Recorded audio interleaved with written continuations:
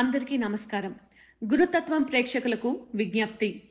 G Telugu ఓంకారం videos మరియు గురుతత్వం channel వీడియోస్‌తో fake YouTube channels మరియు ఐడీలు క్రియేట్ చేసి మిమ్మల్ని గురూజీ పేరు చెప్పి మోసం చేస్తున్నారు. గురూజీ ఎప్పుడూ ఫోన్ కాల్స్‌లో జాతకం చెప్పరు. గురూజీని నేరుగా కలవాలి అనుకుంటే బెంగుళూరులో ఉన్న ఆయన కార్యాలయానికి వెళ్ళగలరు. మీకు ఆ వివరాలు జీ తెలుగు ఓంకారం కార్యక్రమంలో చూపించబడుతుంది. అదేవిధంగా గురుతత్వం వీడియోస్‌లో బెంగుళూరు ఆఫీస్ ఫోన్ నంబర్లు ఇవ్వడం జరుగుతుంది. ఇటువంటి మోసాలు జరిగినప్పుడు గురూజీకి కానీ, గురుతత్వం ఛానల్‌కి కానీ, జీ తెలుగు కార్యక్రమానికి కానీ ఎలాంటి సంబంధం లేదు అని గుర్తించగలరు. బ్రహ్మోస్మి శ్రీ గురుభ్యో నమః. హరి ఓం.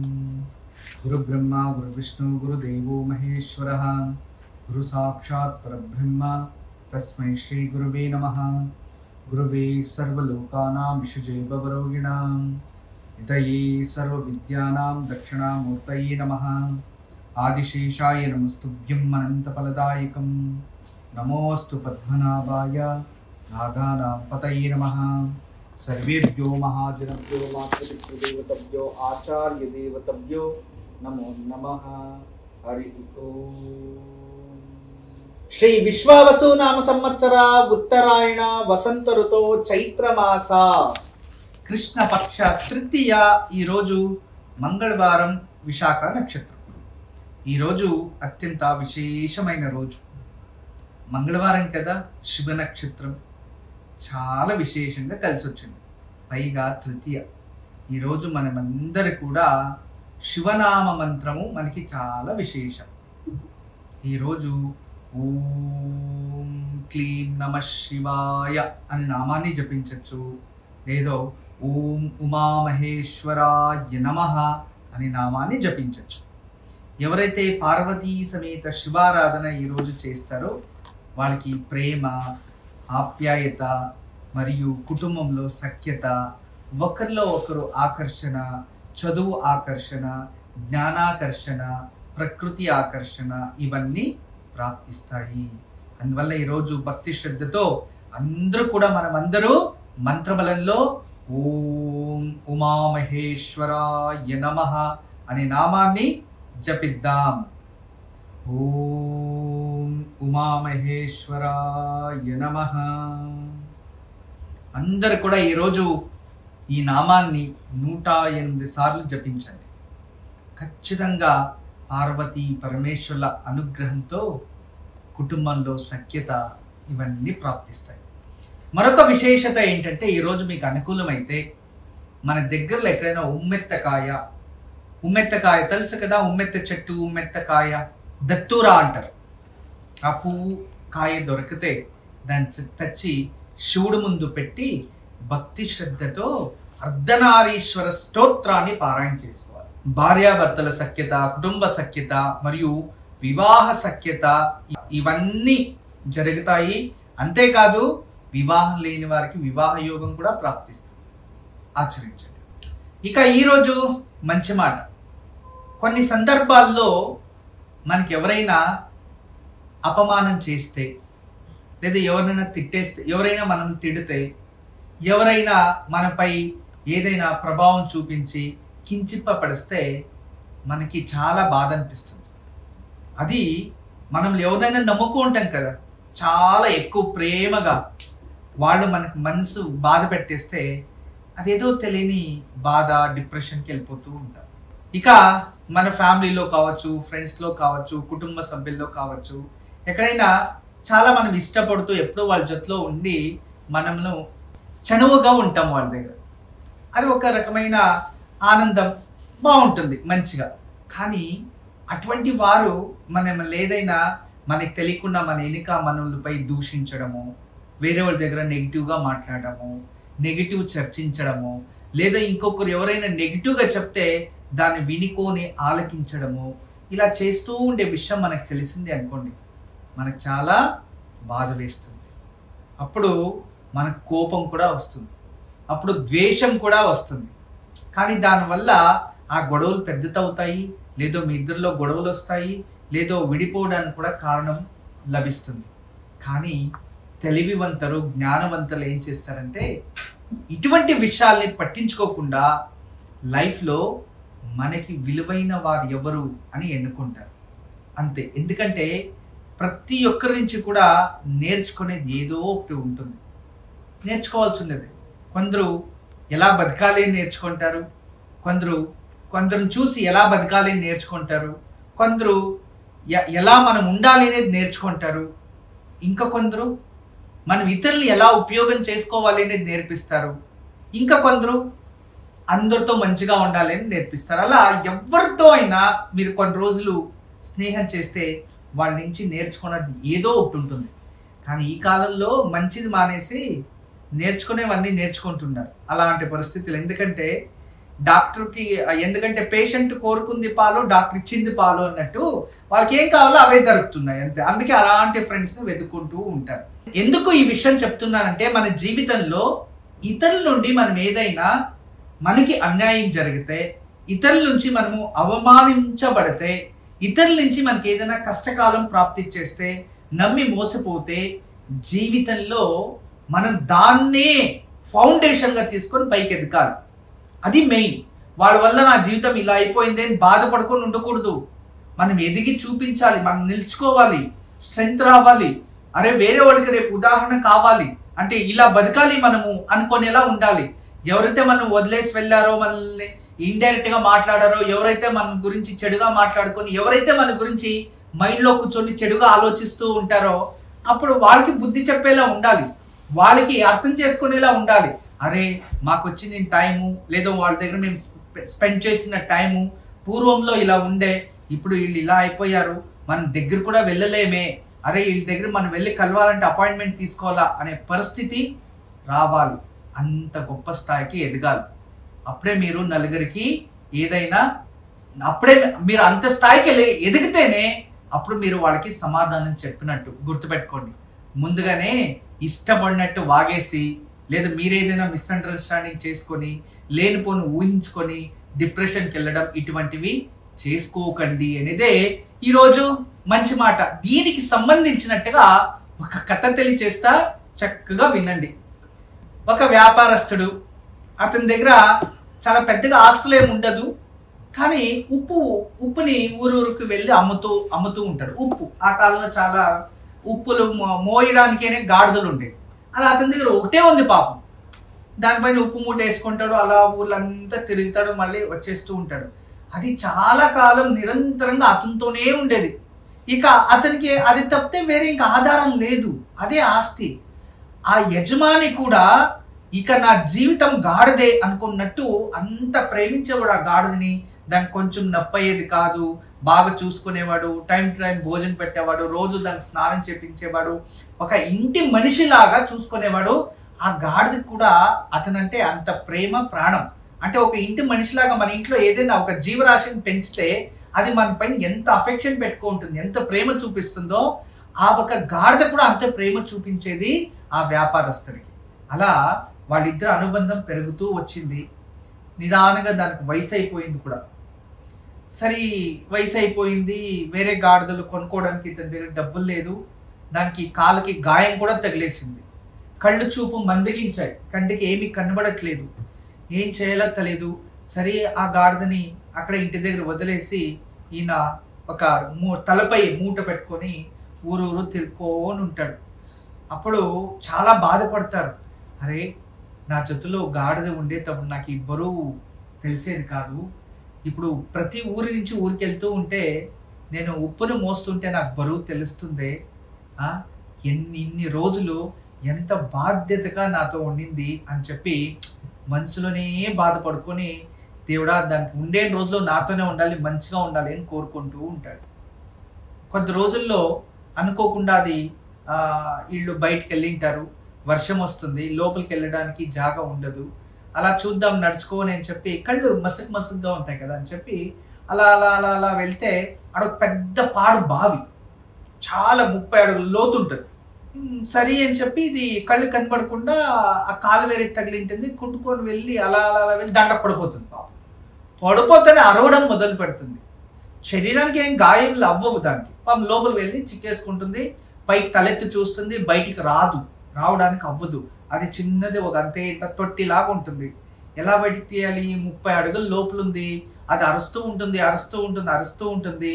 సౌండ్ విని ఎవరో దూరం నుంచి ఏదో బావిలో సౌండ్ వస్తుందని చూసి, అరే గాడిద ఉందే లోపల, దీన్ని ఎలా బయటికి తీయాలి అని ఆ యజమానికి చెప్పాలి అని వాళ్ళ ఇంటి దగ్గరికి ఎదుక్కొని వెళ్తే ఆయన వస్తుంటాడు. అప్పుడు తానే ఆయనకి చెప్తారు. చెప్పంగానే ఆయన ఏడ్చుకొని వస్తాడు. వచ్చి చూస్తాడు, గాడిద. ఎలాగైనా దీన్ని కాపాడండి అంటారు. ఎంతెంతో ప్రయత్నిస్తారు, వాళ్ళ వల్ల అవ్వదు. ఎవరు లోపల దిగలేరు, అంటే ఊపిరాడదు దిగితే. అటువంటి ఇరుగ్గా ఉంటుంది. ఎవరు దిగినా చనిపోతారు. దీంట్లో మన ఎవరో పడి చనిపోయారు, దానికి ముందు ఎవరో పడి చనిపోయారు. ఇట్లా చాలా సార్లు జరిగింది.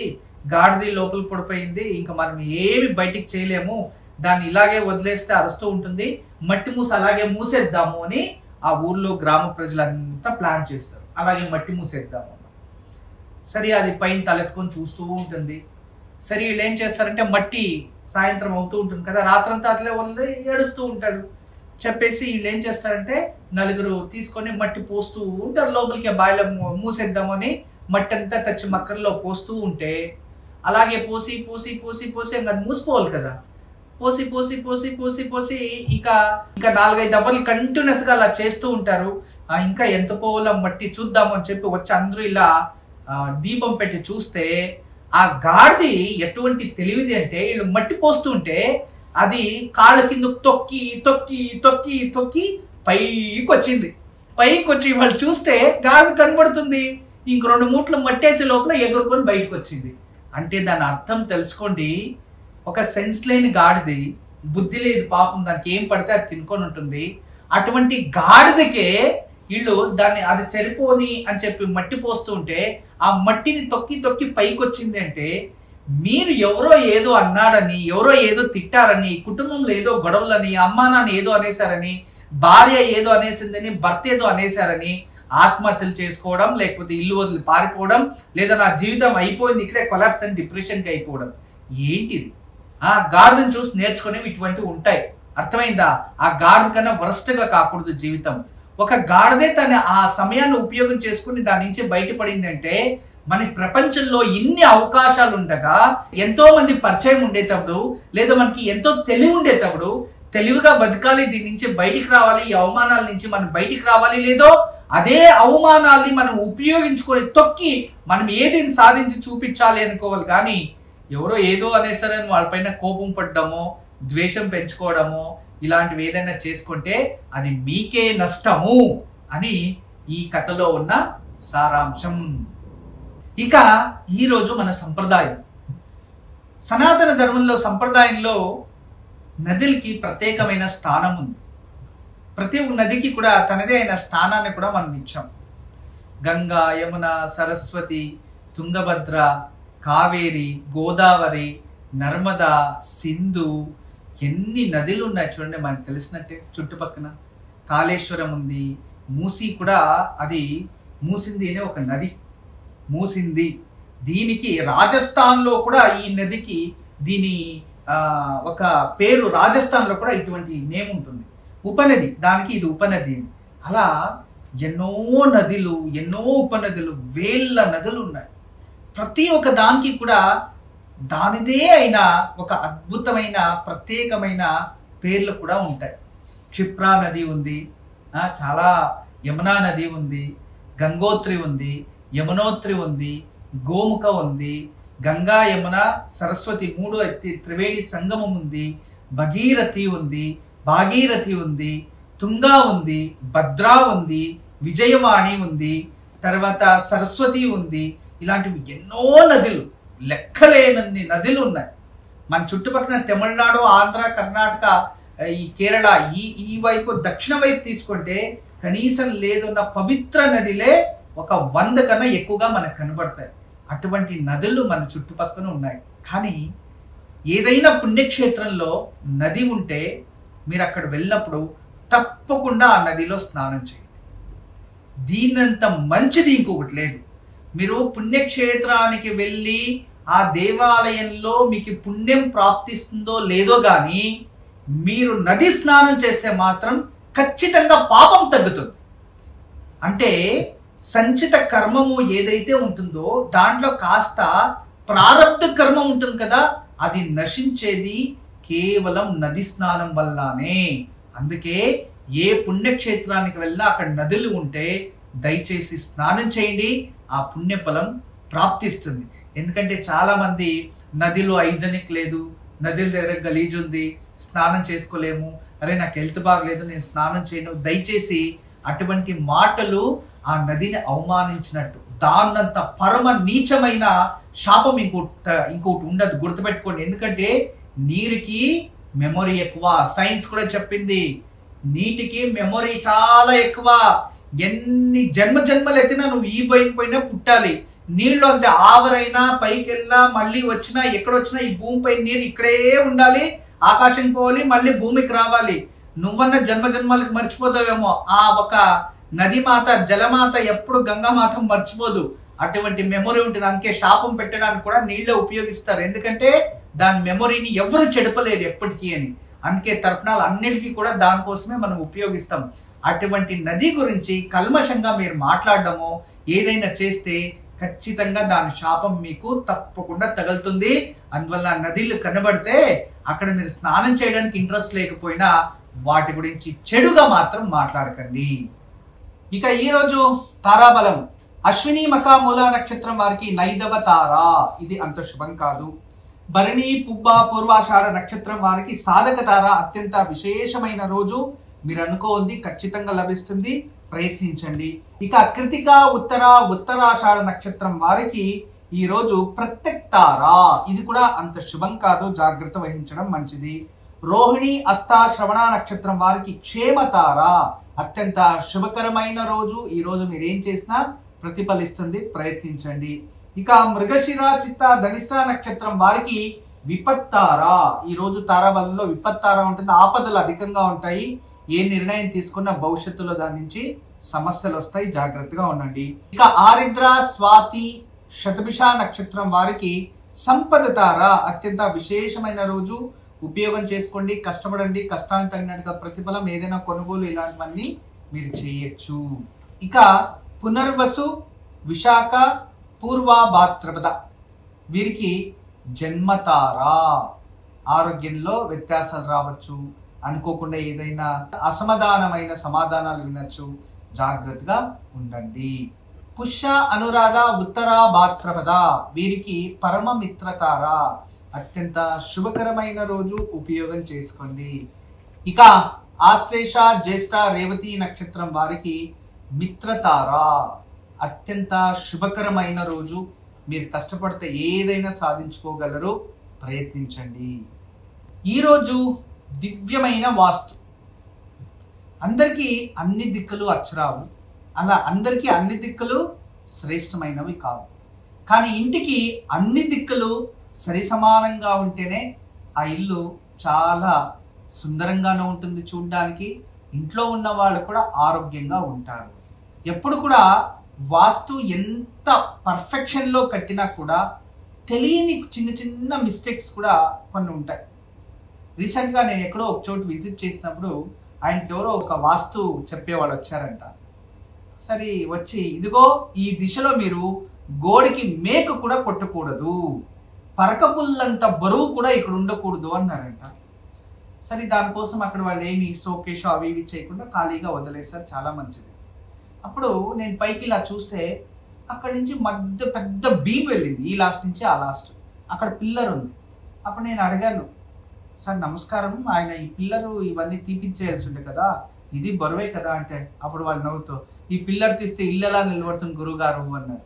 అదే కదా సార్, తెలివిగా ఆలోచించండి, అర్థమైందా? మేకు పరకపుల్ల అవి కాదు సార్ వాస్తు అంటే. ఈ నడగలకి ఈ నడగలు, ఈ దిశలో ఇది ఉండాలి, ఈ దిశలో ఇది ఉండాలి, ఎత్తరం ఇలా ఉండాలి, తగ్గిలా ఉండాలి. చూడండి, నార్త్ ఈస్ట్ కార్నర్ డౌన్ ఉండాలి ఎప్పుడు కూడా, ఉత్తరము ఈశాన్యం. మీరు ఇది అప్ చేశారు, సౌత్ వెస్ట్ డౌన్ చేసుకున్నారు. ఇంక ఇంట్లో రాజకీయాలు ఎలా అభివృద్ధి చెందుతారు, విజయాలు ఎలా ప్రాప్తిస్తారు, డబ్బులు ఎలా మిగులుతుంది సార్, ఇంకా ఉండేదంతా అప్పుల పాలే, త్వరగా అది రెడీ చేసుకోండి అని చెప్పేసి వచ్చేసాం. అంటే జీవితంలో ఇలాంటి స్మాల్ మిస్టేక్స్ జరుగుతూ ఉంటాయి. ఎప్పుడు కూడా మనకి దక్షిణ మరియు పరమిట దిశ ఇంటికి తగ్గుంటే ఆ ఇంట్లో ఆర్థికంగా అభివృద్ధి అవ్వరు. అటువైపు హైట్ ఉండాలి, భూమి హైట్ ఉండాలి. దాని నుంచి అటువంటిది ఏదైనా మన ఇంట్లో ఇవన్నీ చక్కగా ఉండి కూడా మన ఇంట్లో ఈ సమస్యలు ఎదురు చూస్తూ ఉంటే ఇంట్లో శ్రీవాస్తు యంత్రం ఒక పెట్టండి, దీన్ని బ్యాలెన్స్ చేయొచ్చు. రేపు బుధవారం విశేషమైన రోజు. రేపు ఉదయాన్నే లేచి దగ్గరలో ఎక్కడైనా దేవాలయం దగ్గర తెల్ల జిల్లేడు చెట్టు ఉంటే ఆ జిల్లేడు చెట్టుకి 9 ప్రదక్షిణలు వేసి వస్తే కుజదోషమున్నా తగ్గిపోతుంది. వివాహరీత్యా ఏదైనా ప్రయత్నిస్తుంటే దానిలో ఏదైనా దోషాలు ఉంటే అవి కూడా తగ్గుతాయి. వివాహానికి ప్రయత్నించేవారు లేదా వివాహం ఆలస్యం అవుతూ ఉంటే అటువంటి వారు పొద్దున్నే 4 నుంచి 6 గంటల లోపు తెల్ల జిల్లేడు చెట్టుకి వెళ్ళి 9 ప్రదక్షిణలు వేసి వెనక్కి తిరిగి చూడకుండా ఇంటికి రావాలి. ఇది ఉదయాన్నే చేయాలి. ఇక ఇంట్లో పూజించేవారు, ప్రత్యేకంగా వివాహం కోసం పూజించేవారు రేపు ఉమామహేశ్వర పార్వతీ పరమేశ్వరుల ముందు నెయ్యి దీపాలు వెలిగించి శంఖ పుష్పాలతో అర్చించాలి లేదా బిల్వ దళాలతో అర్చించాలి. పూజించి బెల్లంతో తయారించిన ఏదైనా నైవేద్యం పెట్టి ఆ దేవుడి ముందు కూర్చొని వివాహం కోసం సంకల్పం చేస్తే త్వరలో ప్రాప్తిస్తుంది. ఈరోజు మంగళవారం చాలా విశేషమైన రోజు. ఈరోజు ఎర్రటి నీళ్లు చేసుకోండి ఒక కంచంలో. దాని మధ్యలో ఆ నీళ్ళ మధ్యలో ఒక మట్టి ప్రమిద పెట్టండి. అందులోకి 3 రకాల నూనె వేసి 2 ఒత్తులు వేసి ఒక జ్యోతి వెలిగించాలి. దాని ముందర కూర్చొని దీప దుర్గా స్తోత్రాన్ని కానీ, దీప స్తోత్రము అని ఒకటి వస్తుంది అది కానీ, లేదో దీప సూక్తి అని ఒకటి వస్తుంది. అలా దీప స్తోత్రాన్ని చదువుకున్నా, దీప దుర్గా స్తోత్రాన్ని చదువుకున్నా, దీప లక్ష్మి కవచాన్ని చదువుకున్నా, లేదో ఈ ఒక రుద్రైమమాలలో రచించిన దీప దుర్గా స్తోత్రాన్ని పారాయణ చేసుకున్నా మనకి శత్రు విమోచనం లభిస్తుంది. అంతేకాదు మనకి ప్రకృతి రక్షణ అందిస్తుంది. కోర్టు గొడవలు ఇటువంటివి ఏదైనా సమస్యలు ఉంటే దాని నుంచి వెంటనే బయటకు వస్తారు. ఆఖరిలో ఆ మంత్రం అంతా చదివిన అయిపోయిన తర్వాత ఆ నీళ్ళని ఒక పుష్పంలో తలపైన ప్రోక్షణ చేసుకోవాలి. కొన్ని నీళ్ళని మన గుమ్మాలపై ప్రోక్షించాలి. మళ్ళీ ఇంకొక పుష్పంలో నీరు తీసి తులసి చెట్టు పైన ప్రోక్షించాలి. ఇలా చేయడం వల్ల ఏదైనా నెగిటివ్ ఎనర్జీ ఉంటే అవి తొలగిపోతాయి. బ్రహ్మోస్మి. అందరికీ నమస్కారం. ఈరోజు మీకు అందరికీ కూడా శ్రీవాస్తు యంత్రం గురించి పరిచయం చేయడానికి వచ్చాను. శ్రీవాస్తు యంత్రం మీరు చూస్తున్నారు. శ్రీవాస్తు యంత్రం. ఈ శ్రీవాస్తు యంత్రం ఈ విధానంగా 9 ఇంచెస్, ఇలా 9 ఇంచెస్, ఇలా 9 ఇంచెస్ ఉంటుంది. తదుపరి బ్యాక్ సైడు ఇలాంటి 9 చక్రాలు ఉంటాయి. ఫ్రంట్ ఈ ఒక గ్లోబ్స్లా ఒక 9 డాట్స్ ఉన్నాయి చూడండి, ఇలా 9. ఇది శ్రీవాస్తు యంత్రం అనేది ఒక కాస్మిక్ ఎనర్జీని అట్రాక్ట్ చేసుకుంటుంది. నెగిటివ్ ఎనర్జీని ఇంట్లో నుంచి బయటికి తరిమేస్తుంది. మీకు అందరికీ దానికి పరిష్కార మార్గంగా నేను ఇవి సూచిస్తున్నా. ఎందుకంటే చాలామంది పిల్లలు సరిగా చదువుతలేదు, ఇంకొకరు మా ఇంట్లో ప్రశాంతత లేదు, భార్యాభర్తల మధ్యలో సఖ్యత లేదు, దేవుడి గదిలో సరిగా పూజ చేయలేకపోతున్నా, ఇంట్లో ఏదో తెలియని బాధ అనిపిస్తుంది, మా ఇంట్లో ఎప్పుడు కూడా ఏదో తెలియని ఒక శ్మశానంకి వెళ్ళినట్టు అనిపిస్తూ ఉంటుంది, మా ఇంట్లో కలగానే ఉండదు ఎప్పుడు కూడా. ఇక మా ఇంటికి చాలామంది వచ్చిన వాళ్ళంతా వాస్తు దోషం అని చెప్తూ ఉన్నారు, మేము ఏం చేయాలి అని ప్రశ్నిస్తూ ఉండేవారు. వాళ్ళందరికీ కూడా ఒక మార్గోపాయం చాలా రోజుల తర్వాత రీసెర్చ్ చేసి ఇప్పుడు ఈ శ్రీవాస్తు యంత్రాన్ని మేము చూపిస్తున్నాం. ఈ శ్రీవాస్తు యంత్రాన్ని ఎప్పుడైతే ఎక్కడ ఫాల్ట్ అనిపిస్తుందో అక్కడ ఒక మేక కొట్టి తగిలించాలి, అంతే. పిల్లలు చదువుతా లేదు, చదివే రూమ్లో పిల్లలు ఏకాగ్రతగా చదవాలి అనుకుంటున్నారా, అక్కడ ఒకటి తగిలించండి. మీరు నిద్రించే ఒక రూమ్లో మాకు సరిగా నిద్ర వస్తలేదు, పడుకుంటే చెడు కళలు వస్తున్నాయి, నిద్రించే గదిలో ప్రశాంతత లేదు అనిపిస్తుంది, అక్కడ ఒకటి తగిలించండి. లేదు ఎవరో వాస్తు దోషం అని చెప్పారా, ఇంట్లో వాస్తు దోషాని కోసం ఇంటి హాల్లో ఒకటి తగిలించండి. లేదా పూజ గదిలో ఏదో ప్రశాంతత లేదు, సరిగ్గా ఏకాగ్రత లేదు, మెడిటేషన్ చేయలేకపోతున్నా అంటే పూజ గదిలో ఒక మేక కొట్టి అక్కడ ఒకటి తగిలించండి. ఎక్కడైతే ఇంట్లో వాస్తు దోషం ఉంది అని ఎవరైనా చెప్తారో ఆ ప్రదేశంలో ఆ ప్లేస్లో జస్ట్ ఒక మేకు కొట్టి దాన్ని తగిలించండి, ఆ వాస్తు దోషం అక్కడి నుంచి వెళ్ళిపోతుంది. చాలా అద్భుతము, చాలా విశేషమైన శ్రీవాస్తు యంత్రం మీ వరకు తయారు చేయించాము. దీన్ని ఉపయోగించండి, దీన్ని లాభం పొందండి. నమస్కారం. వాస్తు యంత్రం సంప్రదించవలసిన నెంబర్లు 8884445234, 040682766622